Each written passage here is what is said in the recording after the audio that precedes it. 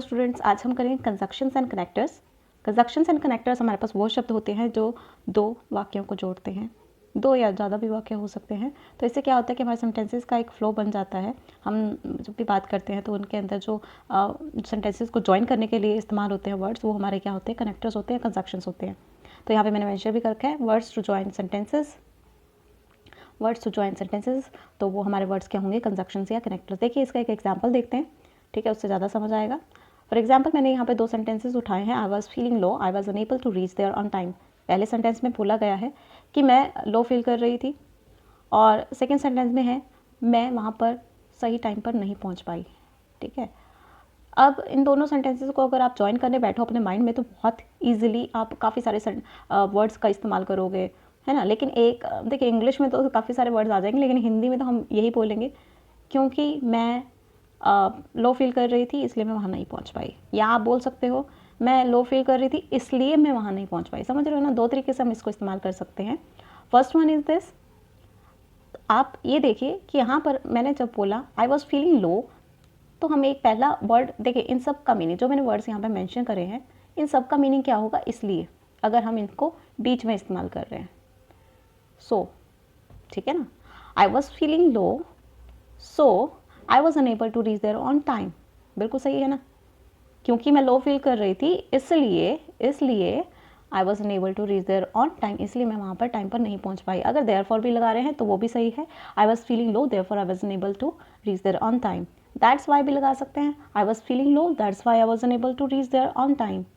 Hence भी use कर सकते हैं, I was feeling low hence I was unable to reach there on time. देखिए हैंस जो है मोस्ट प्रोबेबली हम यूज़ नहीं करते ज़्यादातर, क्योंकि ये ज़्यादातर इस्तेमाल किया जाता है जब कोई कॉन्सिक्वेंटली चीज़ आती है, जो परिणाम स्वरूप चीज़ आती है, और इसलिए ये चीज़ हुई। तो हैंस भी वैसे तो इसका मीनिंग यही रहता है, लेकिन मोस्टली हम उसमें इस्तेमाल करते हैं जहाँ पर काफ़ी कंसिक्वेंटली, मतलब काफ़ी सारी चीज़ें हो चुकी हों और उसके एनालिसिस के बेस पे उसके बाद जो चीज़ परिणाम निकला वहाँ पर आप हैंस इस्तेमाल कर सकते हो।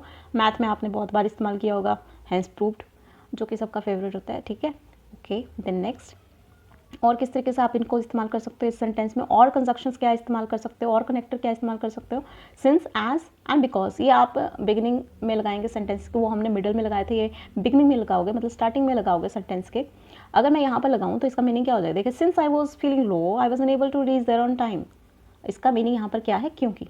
सिंस का मीनिंग भी क्या होगा, क्योंकि। अगर हम एक रीज़न बता रहे हैं तो वहाँ पर सिंस का यूज़ हो सकता है, नो डाउट कि ये टाइम के लिए भी होता है। मैं आगे वाली स्लाइड्स में आपको मतलब जो नेक्स्ट लेक्चर में बताऊंगी तो उसमें मैं आपको बता दूंगी।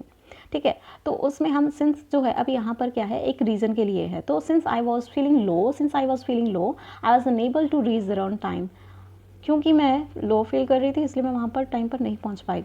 और हम एज का भी इस्तेमाल कर सकते हैं, as I was feeling low, ठीक है ना, as I was feeling low I was unable to reach there on time, क्योंकि मैं लो फील कर रही थी इसलिए मैं टाइम पर नहीं पहुंच पाई। Then because I was feeling low I was unable to reach there on time, because तो कॉमनली यूज़ होता ही है, तो आप सिंस और एज का भी इस्तेमाल कर सकते हो। ठीक है, तो ये 3 वर्ड्स देखिए, आपके पास कितने सारे आपके पास कनेक्टर्स थे कि आप इनका इस्तेमाल कर सकते थे। सिर्फ हमारे हिंदी में तो क्योंकि था, लेकिन इनके साथ 3 अल्टरनेटिव्स हैं हमारे पास इंग्लिश में। ठीक है, और उसमें हमने पहले भी देख लिया, ठीक है, कि हमारे पास इसलिए के लिए कितने शब्द थे। तो आप इनको देख सकते हो, याद कर सकते हो सेंटेंसेस को ज्वाइन करने के लिए कि हमारे पास कनेक्टर्स होते क्या हैं। देन अब कुछ और कनेक्टर्स देखते हैं जो कि बहुत इस्तेमाल किए जाते हैं, जो कि बहुत इंपॉर्टेंट भी है। नॉट ओनली बट ऑल्सो, आज जो मैंने उठाए हैं वो यही है, 4 ही उठाए हैं। Lest, should, hardly, scarcely and when, no sooner than. देखिए मैंने ये जो नॉट ओनली के साथ बट ऑल्सो लगाए, ये पेयर्स में ही आते हैं सारे। लेस्ट के साथ पेयर में नहीं भी आता, कई बार शुड का यूसेज नहीं होता, कभी कभी इस्तेमाल नहीं करते हम इसको। तो लेस्ट का अगर यूज़ होता है तो शुड के साथ होगा, hardly, scarcely, when, no sooner than. Okay, अब इनका मीनिंग क्या होता है, इनका मीनिंग क्या होता है, not only but also, lest, should, hardly, scarcely, when, no sooner than. देखिए नॉट ओनली बट ऑल्सो का मतलब क्या होता है, नॉट ओनली बट ऑल्सो पहले तो इनका इस्तेमाल क्या होता है, सेंटेंसेस या देखिए 2 चीज़ों को जोड़ने के लिए भी इस्तेमाल किया जा सकता है, पर्सन या थिंग्स को, या फिर 2 एक्शंस को जो कि एक सीक्वेंस में हुए हैं, एक के बाद एक काम हुआ है, तो वहाँ पर हमें क्या इस्तेमाल करना है, नॉट ओनली बट ऑल्सो। क्योंकि इसकी हिंदी क्या होगी, ना सिर्फ, ठीक है, ना सिर्फ ये चीज़ पर ये भी। समझ रहे हो कि ना सिर्फ ये यहाँ वाली जो चीज़ आपने भरनी है यहाँ पर, ठीक है, यहाँ पर भी कोई चीज़ होगी, ना सिर्फ ये पर ये भी, इसकी हिंदी क्या होती है, ना सिर्फ ये पर ये भी। तो हो रहा है ना, दो एक्शन हो रहा है कि ये भी, तो इंसानों के लिए भी हो सकता है ये। अब हम सेंटेंस देखते हैं। सेंटेंस देखिए, नॉट ओनली राधिका, देखिए यहाँ पे मैंने इंसान लिया है, इंसान मतलब पर्सन लिए हैं, ठीक है, दो पर्सन लिए हैं, कौन कौन, राधिका एंड श्वेता। ना सिर्फ राधिका बट ऑल्सो श्वेता, सिर्फ राधिका ही नहीं पर श्वेता भी had join the team, Shweta ने भी क्या की थी, ज्वाइन की थी टीम, ठीक है, समझ रहे हो ना, okay. Then not only had he messed up with his boss in the office but also he fought with me. देखिए यहाँ पर नॉट ओनली, यहाँ पर दो, देखिए दो एक्शन क्या हुए हैं, यहाँ पर दो एक्शन क्या हुए हैं, एक तो वो अगर हम इसको देखें, he messed up with his boss in the office, एक एक्शन ये हो गया, एंड सेकेंड एक्शन क्या है, ही फॉट विद मी, दो एक्शन हुए, कंसिक्वेंटली हुए, तो इसलिए हमने यहाँ पर क्या लगा दिया, नॉट ओनली बट ऑल्सो। अब यहाँ पर चीज़ क्या है, अब यहाँ पर एम्फेसाइज करके बोला जा रहा है, एम्फेसाइज मतलब जोर दे के बोलते हो आप, तो इसलिए हमारे पास यहाँ पर ये जो है, इसके पहले हमने हेल्पिंग वर्ब लगा रखी है, तो इससे दबाव दे के बोला जा सकता है कि ना सिर्फ ये पर ये भी।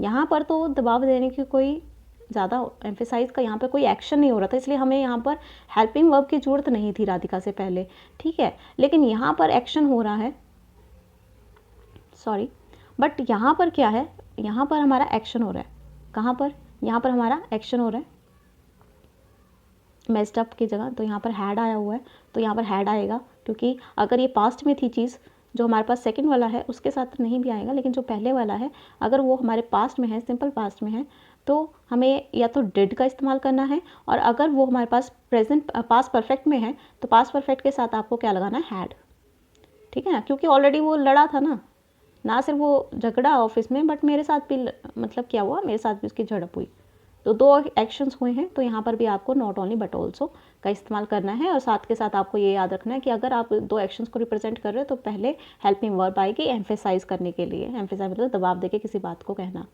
देन बात करते हैं लेस की, या तो ये अकेला इस्तेमाल किया जाता है या फिर शुड के साथ फॉलो किया जाता है, मैंने आपको पहले बताया।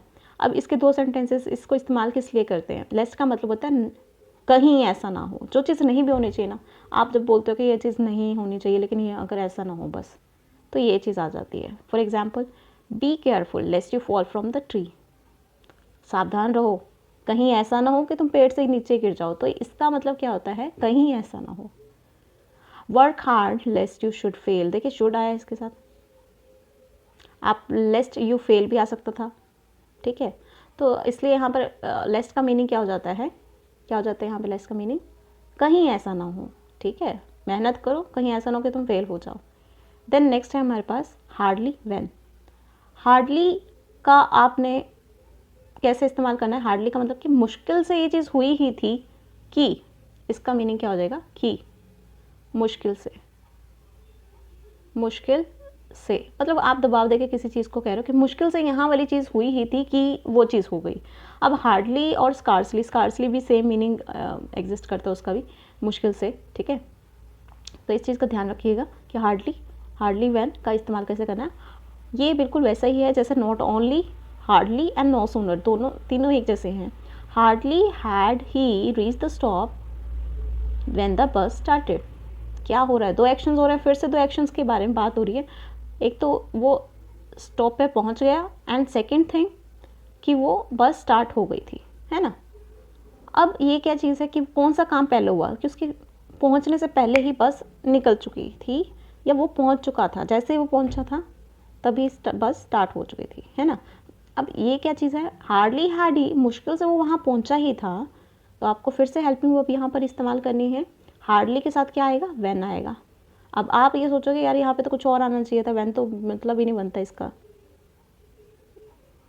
है ना, क्योंकि आप तो सोचोगे देन अगर होता यहाँ पे तो ज़्यादा ठीक था, लेकिन यहाँ पर देन नहीं आएगा, यहाँ पर देन नहीं आएगा, यहाँ पर क्या आएगा, व्हेन आएगा। तो हार्डली के साथ हमेशा पेयर करना है आपको व्हेन का। Hardly had is reach the station stop, sorry, when the bus started, तो हार्डली हैड, हार्डली के बाद हेल्पिंग वर्ब आएगा, तो अगर आप इसको एम्फेसाइज करके बोल रहे हो तो ये हमारा उसके साथ क्या हो जाता है, कीवर्ड लग जाएगा, फिर मुश्किल से वो ऐसे पहुंचा ही था कि ये चीज़ होगी। देन नेक्स्ट वर्ड हमारा नो सूनर देन, ये एक तरीके से है कि जो ही ये चीज़ हुई त्यों ही ये चीज़ होगी। फिर से दो एक्शंस को कनेक्ट करने के लिए हमारे पास ये वर्ड हमारे पास इस्तेमाल कर रखा है, नो सूनर देन। कैसे? No sooner had the teacher entered the classroom, जैसे ही टीचर ने एंट्री की क्लासरूम में, then the students kept quiet, तभी बच्चे चुप हो गए। टीचर के एंटर करने देरी थी कि बच्चे चुप हो गए, ज्यों ही त्यों ही। तो नो सूनर देन का मतलब क्या हो जाता है? ज्यों ही त्यों ही, मतलब जैसे ही ये चीज़ हुई वैसे ही ये चीज़ हो गई। नो सूनर के साथ देन का पेयर अप रहेगा, तो आपको इस चीज़ का ध्यान रखना है। तो हमारे पास क्या है? हार्डली के साथ और नो सूनर के साथ और नॉट ओनली के साथ हमेशा हेल्पिंग वर्ब लगाएंगे।